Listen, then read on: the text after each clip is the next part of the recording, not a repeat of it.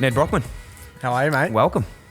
Thanks for having me. How are you, my friend? What's happening? Just fresh off the flight this morning, by the way. Yeah, I am. I had an early start, get a quick run in this morning at 4 a.m. and then here we are. Oh, talking to you. mate, you honestly give me anxiety. I think I woke up at sort of 8, was walking the dog and thought I was sort of killing it, to be honest, on the weekend because I've been off the drink. I was telling you off air, I've been off the drink a little bit. Like I'm still just, dabbling here, there and everywhere, but geez, I've been feeling good. I've been feeling fresh. Yeah, it's... And then I wake up and you're running like 50 Ks at 4 a.m. and I'd feel like a piece of shit again.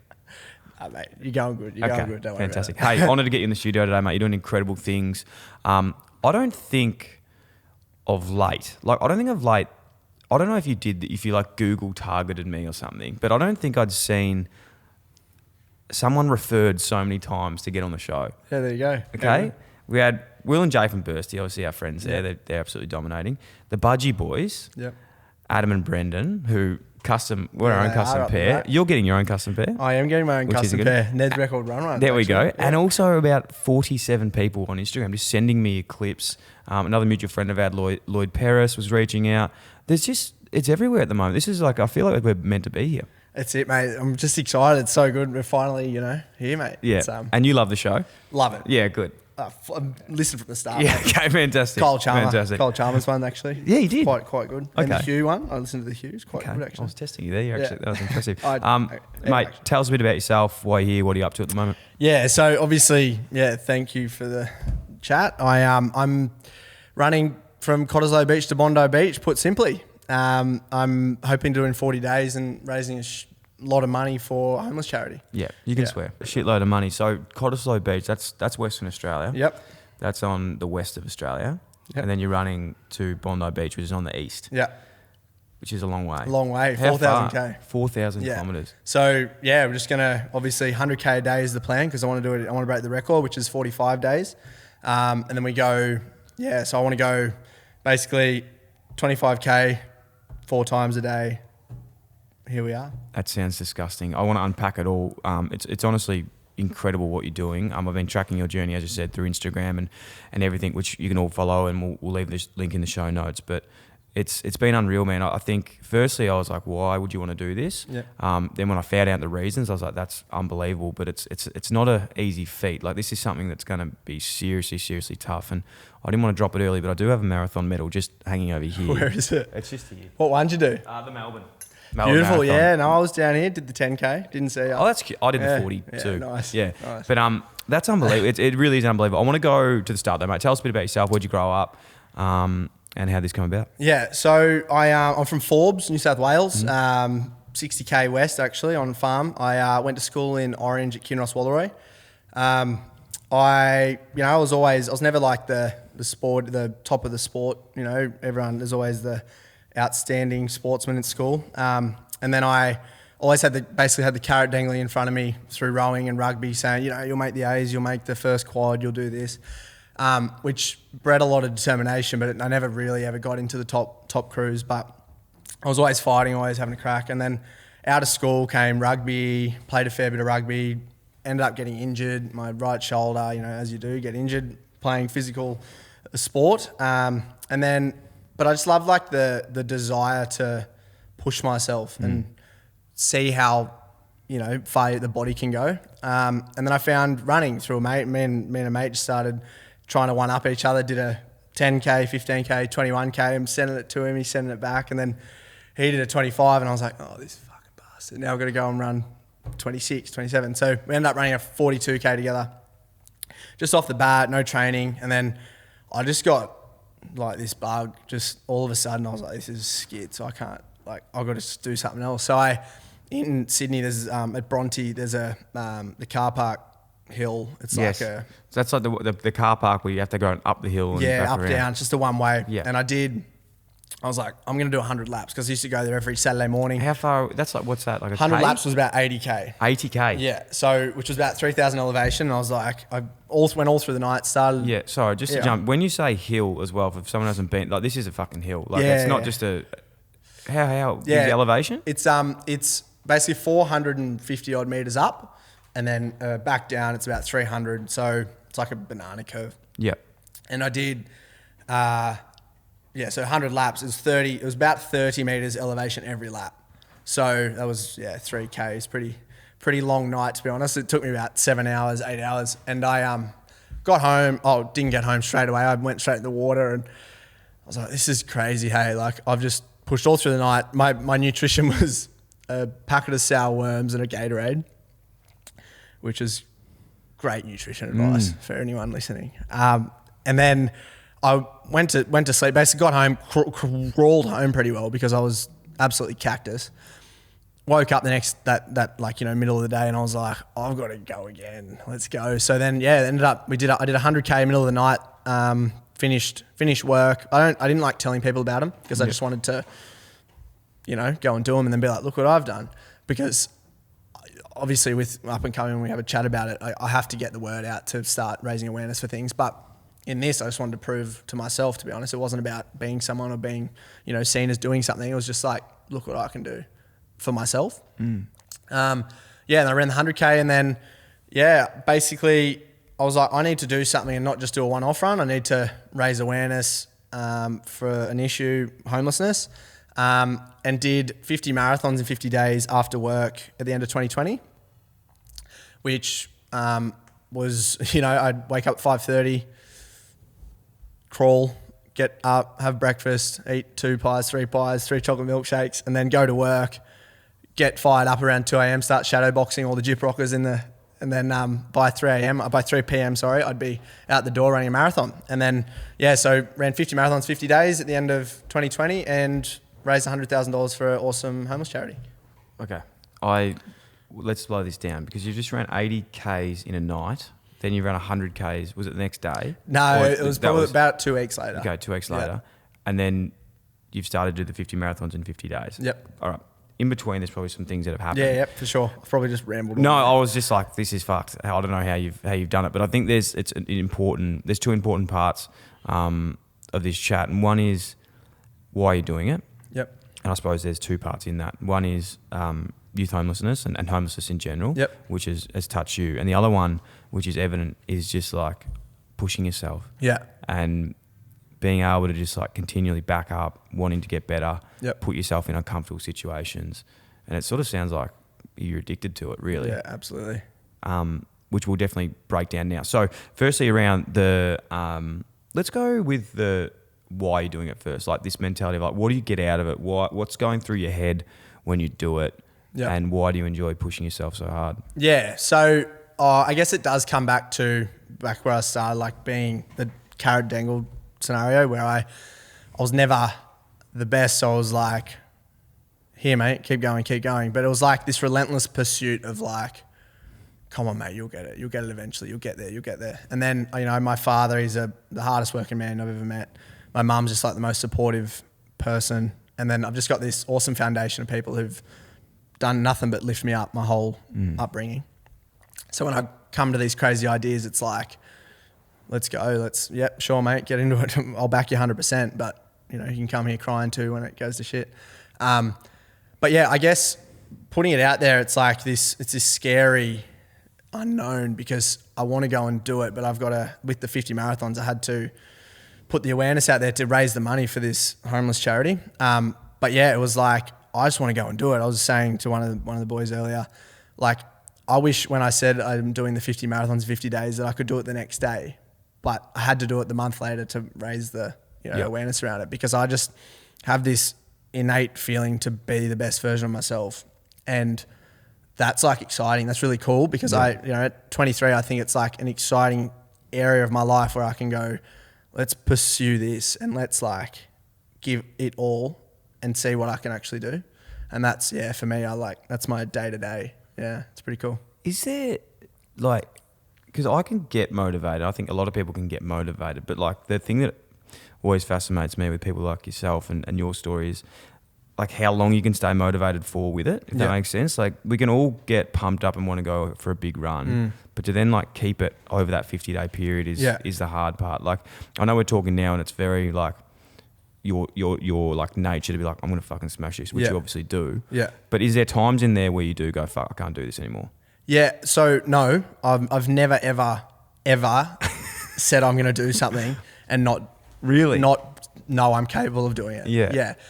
But in saying that, there are days where it is. But wait, is there parts of that though where like even you're so intrinsically motivated that you won't even admit it, or like you just haven't actually, anything's not come up? Like, no, so there's a point in that. Obviously, like there's no doubts for me. I know my ability. I won't go. I'm going to go run 100 meters in 8 seconds because I can't fucking do that. Yeah. But there's people going through so much shit, and I'm putting myself in these scenarios. So like forced torture and forced, like, you know, that's where you breed a beast. That's where you go and become like, you put yourself in these shit scenarios. That's where you grow. And growth for me is like, you know, waking up again and going again. But in the 50 marathons, there was days like day 12, I remember my hamstring just went up into a ball, it felt like, and it was so painful. And I just started screaming. I was like 10K into the marathon. It was 7 o'clock at night, and I'm like, okay. So I just started breaking the Ks down into like 200 meter segments. And then my right leg could only go like half stride. My left leg could go full. So I was like, righto, that's what we got to do. Hopefully tomorrow, it's a good day. So I was like, bang, bang, bang, got to, you know, 33K, and I'm like screaming my head off, calling people like, let's fucking go.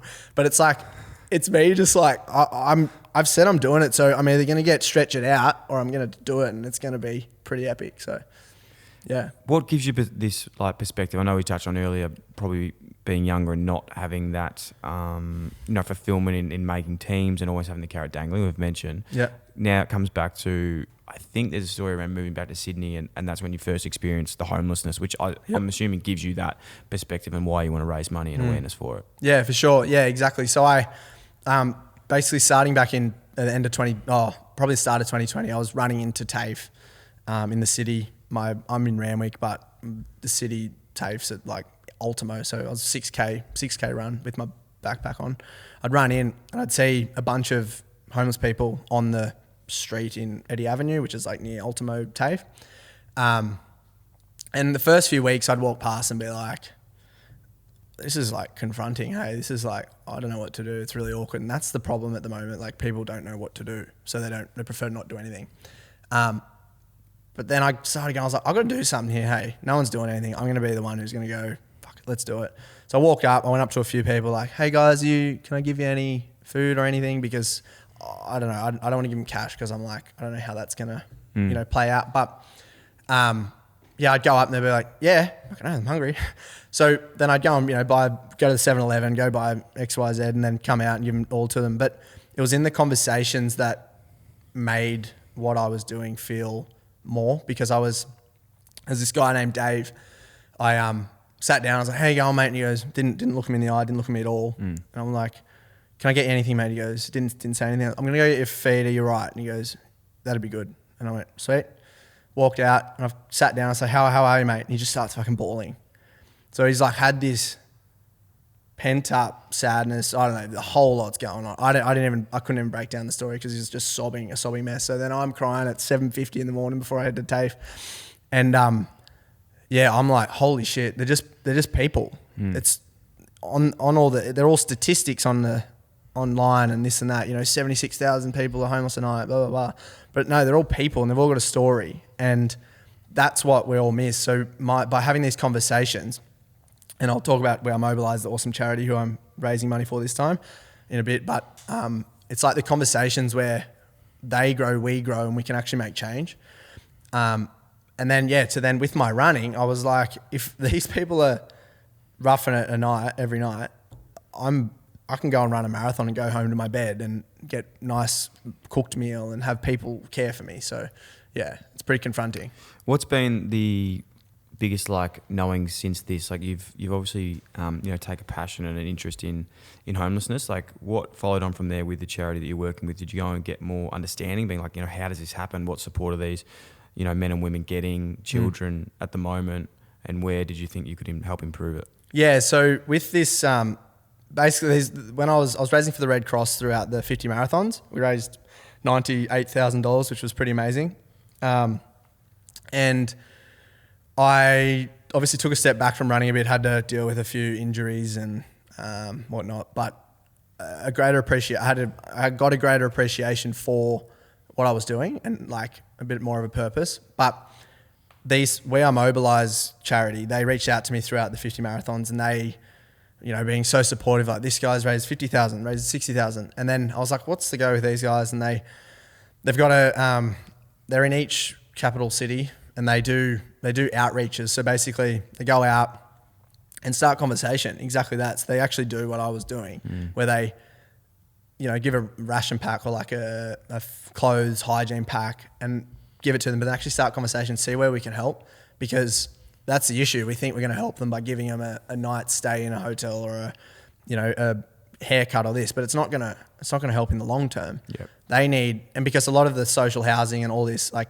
they don't want to go there because it's a terrible place. Like for a lot of them, there's abuse there, and like they prefer to just sleep on the street because it's safer there, which is an absolute astounding thing. But yeah, that's kind of where it all came about. Yeah, it's fascinating. Just to throw back on an episode that we did recently with Saute. I'm not sure if you heard it, but he was with the YMCA Rebuild program, and it's a really there's some similarities in the story of his story and what these people are going through. But I think the main part about the whole thing that, you know, embarrassingly, I say this now, and I feel that this could be a common trend, is when you look at people like this, if you walk past a homeless person on the street and, you know, you go past and the first thing that might go into people's minds is go and get a job, go and do something. Yeah. And ashamedly, like, that has been something that I used to think. Like, I was like, fucking hell, like, come on, mate, like, just go get a job, go and do something about it. And I think until we have real empathy and we can really put ourselves in these people's shoes, like, they're not doing this. They don't want to do this. Nah. Like, I'm sure they would absolutely love to be able to go and get a job and have the skill set, have the knowledge, have the role models in their lives to educate them on it. And it's just not, unfortunately, something that they've been blessed with, is it? No, absolutely not. And yeah, and as you said, it's like they're not there. The misconception is they're there because of their silly scenarios. A lot of them are domestic violence survivors who've gone, okay, actually the safer place is to be on the street.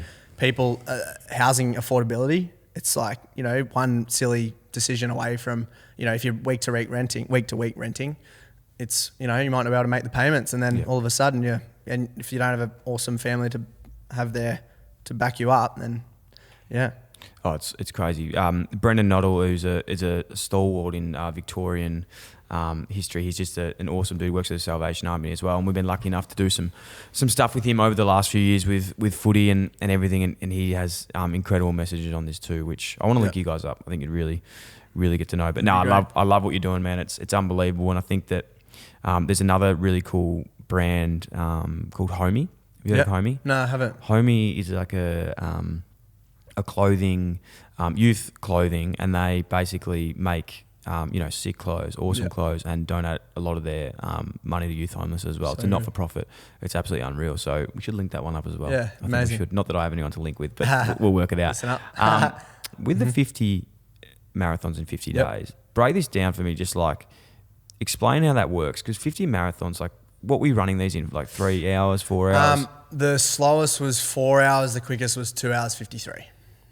Okay, so 50 marathons in 50 days. Just to put into context, like, I'm not trying to make this about me, just to talk about it. Go ahead, mate. Did a marathon recently. It took at least 8 weeks to challenge for it, and I haven't ran since. I haven't ran, like, that was nearly 6 months ago, because my fucking knees, my ankles and my Achilles, genuinely, I'm actually concerned. I don't think I'll be able to run ever again. I can, but just not those long distances until you build it up. I'm just like really like wigged out at how you actually did this. Like, what was going what was sort of going through your head when you thought, and you're working as well at the same time? Well, it was funny. So it was the morning after I ran the 100K. So when did I leave the 100K? It took me 8 hours, 30 minutes, 100K, which I was pretty proud. I was a 5-minute pace 100K. I ran to Palm Beach from Randwick and back, and then did a lap of Centennial Park, and that got me 102K or something. Middle of the night, I was like, hey, called up a mate at 80K and said, oh, can you just come to the bridge? I need some food. Because I packed like 3 Cliff Bars. Turns out you churn through 10,000 cal of energy and only 8. Man, how are you not on top of you? You've got to get better at your nutrition. No, I am now. Okay. I am now, but back when I was a little naive shit. Yeah. No way. Yeah. So yeah, I finished the 100K.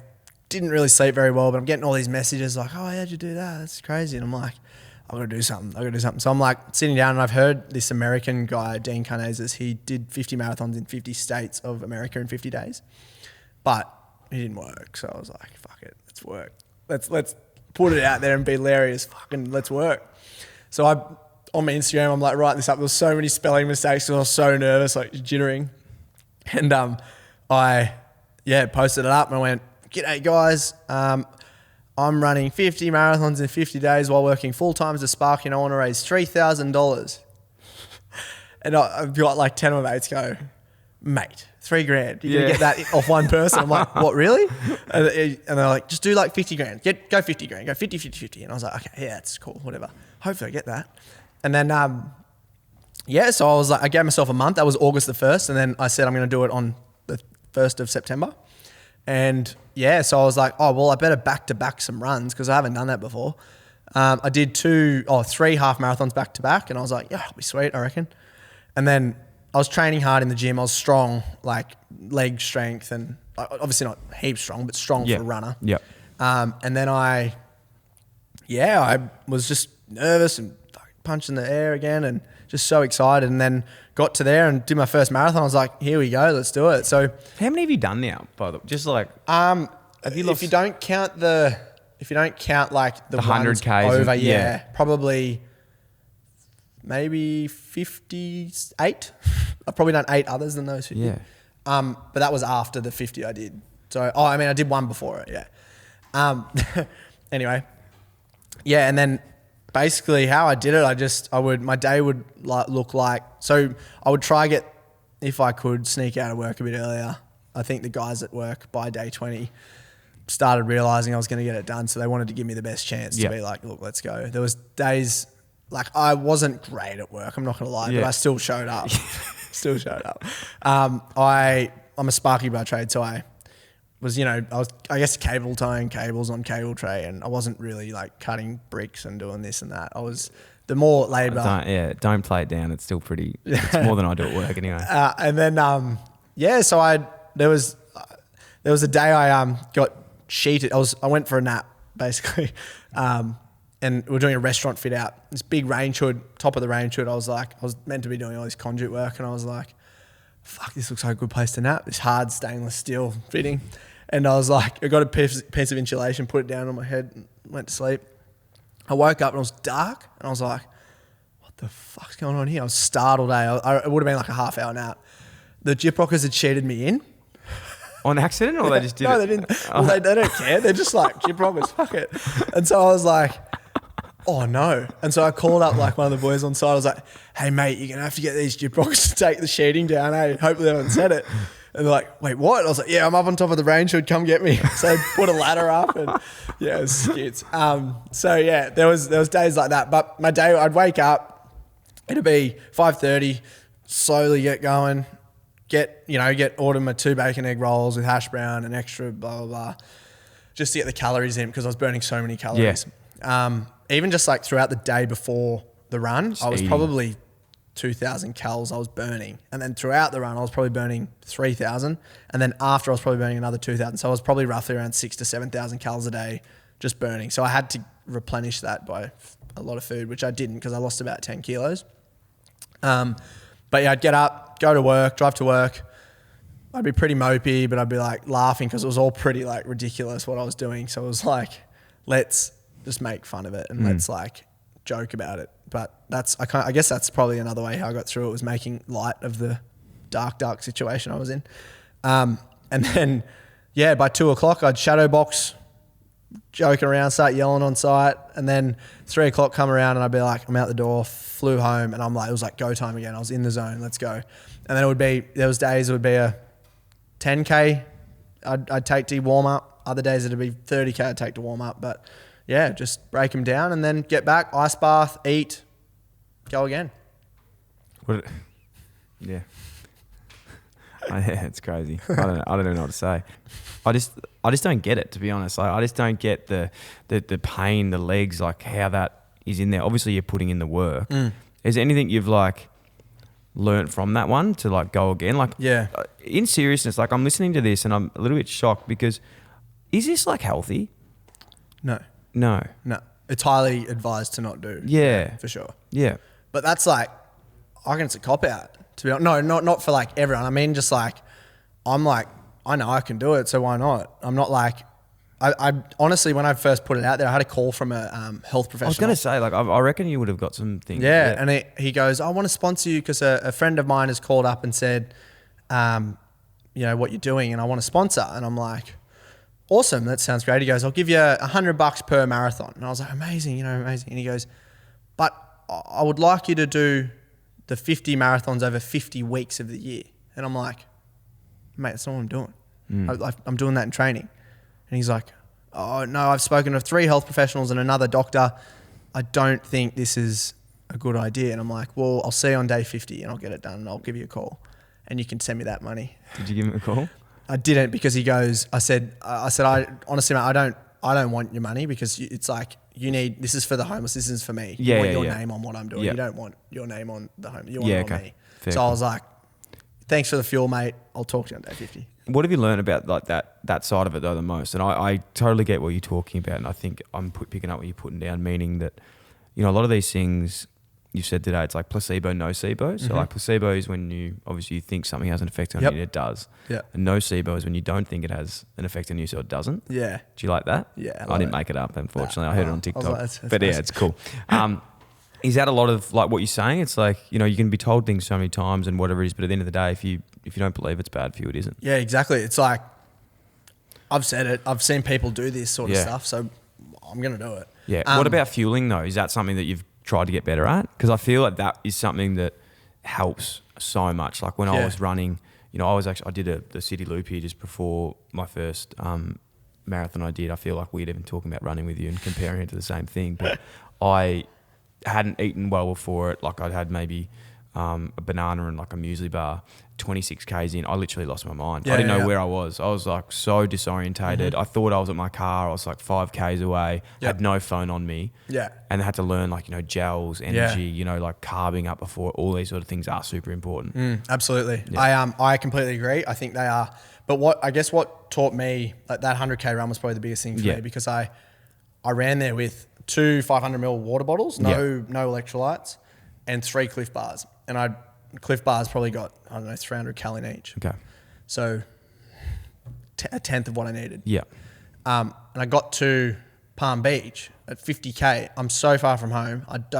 My phone's going to die. I can't Uber it. Fuck, what do I do?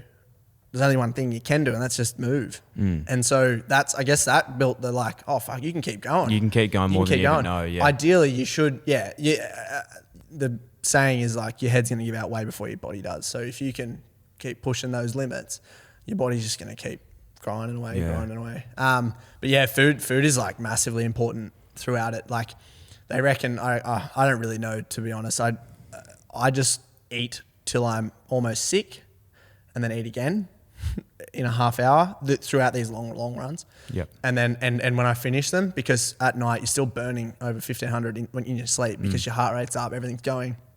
So it's just a matter of like fats, carbs, proteins, just like up through the roof. Yeah. How's it starting then in the prep for the big one, the big dance from Cottesloe to Bondi? Yep. What's going to be the main like thing that's going to get you through, you reckon? Have you got a team going with you? Like Yeah, have you I got do. people like pacing you on the days and support staff and all that sort of thing along the way? Not necessarily like support, not like paces, but I'll have like drivers of caravans. Hopefully, shout out to any caravan company that wants to come on board. Yes, that'd be massively appreciated. Darcy, do we know any caravans? Jayco Caravans. Jerry Ryan, get back to me, brother. Yeah, come on, man.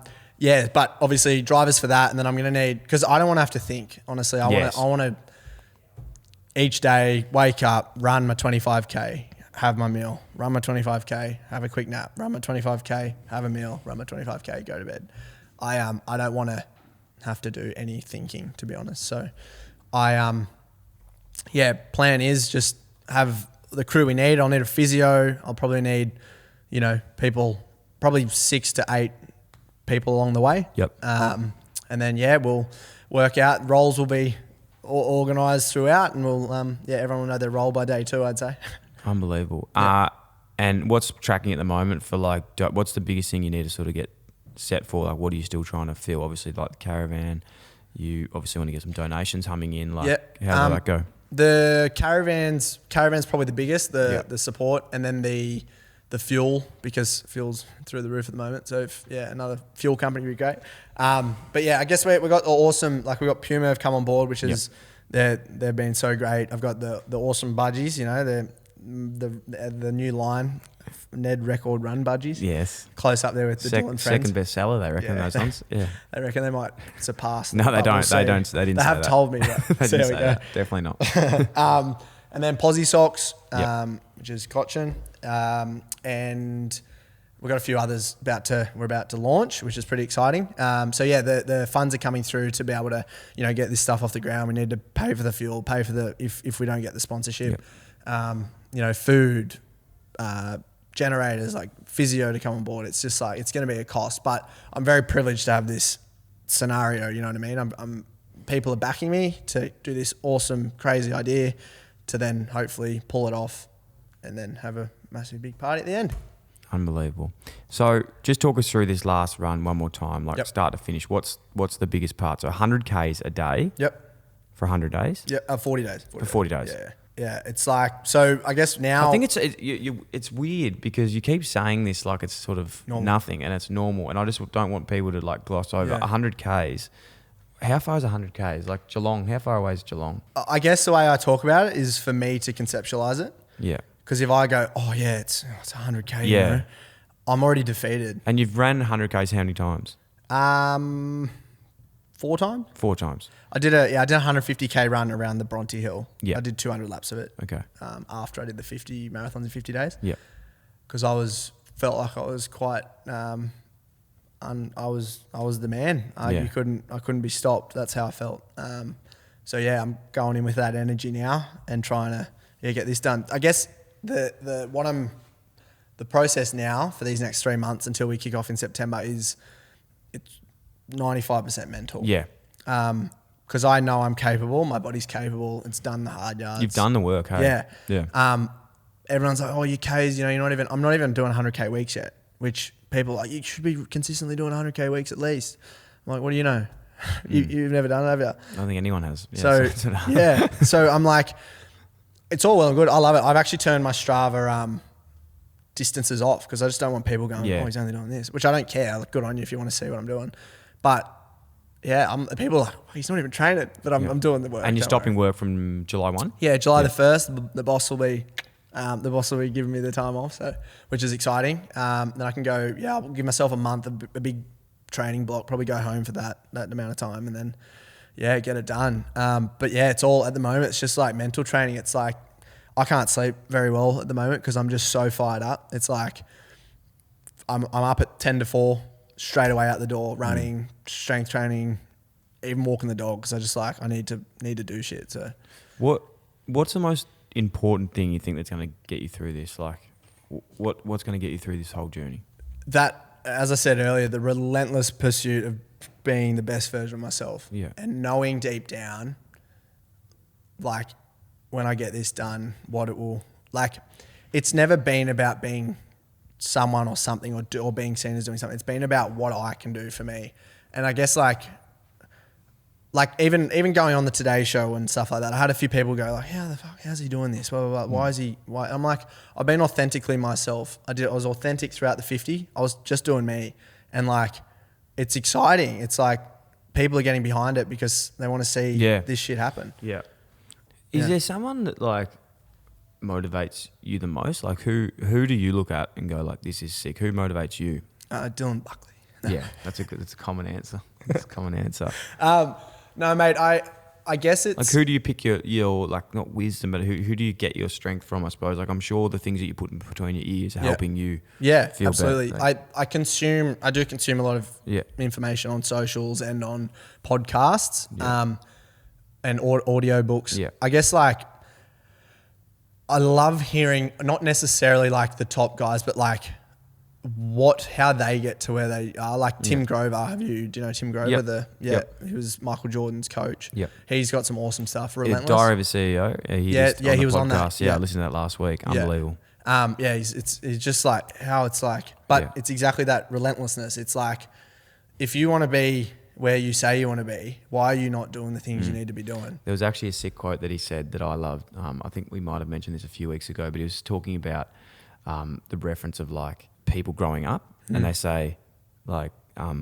you go through the same childhood, right? Like a person growing up, and they say, why did you succeed in life? Or sorry, why did you fail in life? And they go, oh, this thing happened to me, and sent me down the wrong track, and I failed. Yeah. And then they talk to the other person, and they say, why did you succeed? And they said, oh, this thing happened to me in life. Yeah. And I went off and I succeeded. And it's like that whole thing of like, it's how you look at it. It's the option, isn't it? He spoke about that, and I was like, fuck, I love this guy. Yeah, just goosebumps. Yeah. Hey, that shit, I love that shit. But I guess, Do you listen to Goggins? I do. I reckon he started my idea of like, be a tough bastard, but I love him, but I like people who also respect recovery. Yeah.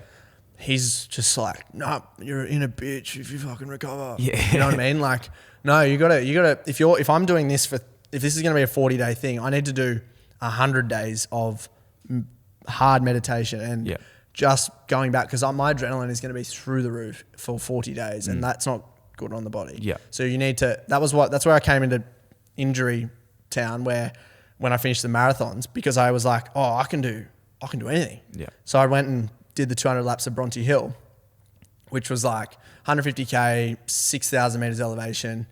It was like, and just 200 loops of one thing throughout the night, straight after work, finished at 6 a.m. I'm like, this is sick. Then the next week I pulled up with like an ITB in like niggle, but I just kept pushing through it for a month, and when I should have just got onto it straight away. And like, that's the kind of where I should have gone, hold up, mate, you've just done this ridiculous thing to your body. You need to give yourself double the time to rest. Love it. But now I've learnt that. So this is what's exciting. I've given myself the year, and now I'm here going again. Yeah. Last week, are you going to listen to anything while you do it, or is it just silence? Is it? You got a few podcasts, don't you? I got a few. I think there would be 40 days worth of content out there. It might demotivate, so I wouldn't listen to all of them. But do you listen to music while you run? Or I do. I use it as like a tool of like, it's like a cheat code. It's escaping a bit, really, isn't it? Yeah. For me, it's like if I say I'm 60K into a 100K segment, right? And I haven't had any music in my ears for the whole time. And then I'm like, what can I do to get me through this? I'm like, oh fuck, I got music. Bang, music in. And then, it might be 10Ks and I go, oh my God, this sucks, get the music out. Because it's just so much in my head. And then, but the beautiful thing about ultra running is you could be thinking one thing, like, for 2 hours, and then all of a sudden you're thinking the whole world's against you, and then you're thinking, like, it's just, it's so cool. Your mind goes everywhere, and I'm going to have some crazy thoughts throughout this. I can imagine. Challenge. I know, not getting too far ahead, but I can already imagine you're planning your next thing. Is there something that you want to do after this already? Or are you actually focused on this for now? I am 100% focused. I think when I'm balls deep in the Nullarbor, I'll be like, okay, I'm going to do this. But because that's what happened with the marathons, and then this idea came up. Yeah. But yeah, I think get this done, and I hope it opens doors to be able to do this other in my things. life. Yeah. I don't want to have to be a Sparky. I don't want to. Yeah. It doesn't excite me. Oh mate, I think hearing today, I don't think you're going to give yourself any other choice but to do it. Look what you've done already. It's got so much respect for what you're doing. I'm excited to be a part of it in a small journey, and hopefully we can get some more people on board. What is it that we do need? If there was anyone out there listening, obviously finances is great. Where can we find you? Where can we hit you up? And what else are you looking for? Yeah, you can find Nedd Brockmann on Instagram. Yep. I'm probably going to do all my stuff through that. Yep. I'll have a website, Nedd's Record Run. It's already up and going. Nedd's Record Run, 2Ds, and you can donate on there to where I mobilise. If nothing else, if you don't have a camper van company or this or that, go and donate, because it's going to be put to good use. Like the Where I Mobilise are awesome, tiny. No one's getting paid there. It's all volunteers, and they just do good shit. So I'm like, if you're gonna help, donate. Awesome. And I guess it's the fuel, the camper vans, and just if you've got any other ideas, get on board. I can come up there and lather up your hammies. I feel like it'd be nice. Bit high up near the cheeks, mate. Good luck, mate. It's an honour to have you in. So good to meet you. I'm honestly a little bit rattled, but it's been an awesome chat. I can't wait to see how it all goes. I know you'll do it. I already feel it right now. You're going to get it done. So it's been an honour to meet you. I dare say this won't be the last time we catch up and have a chat on the show. But mate, you're awesome, incredible. Awesome. Thanks, so I blessed. appreciate it. Thanks so much.